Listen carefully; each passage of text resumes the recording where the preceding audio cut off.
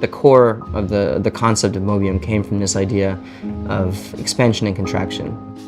A lot of my creative heroes aren't necessarily designers. Maybe one of the only ones would be an architect, which would be Antonio Gaudi. He has a great quote that says, man does not create, he discovers. Really everything I do when I design starts in nature.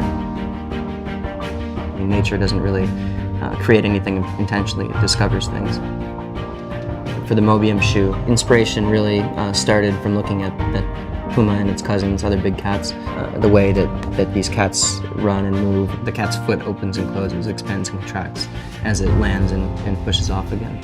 And that really is what gives it its natural cushioning and its propulsion. Then really that led from there into an investigation into the human foot, and that your foot is constantly changing with every step.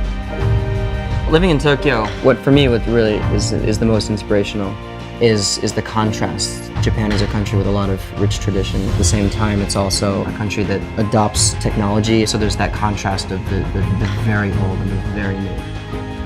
The very traditional, the very futuristic. Everything here seems to be held in a balance of all those different contrasts. Staying at the center point seems to be a very inspirational way of thinking. Mobium is the birth of adaptive running, really because it's the first shoe that expands and contracts with your foot.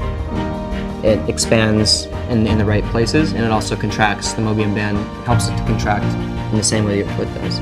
The main thing that I'm proud of is just bringing such a revolutionary idea from the drawing board all the way through to the consumer.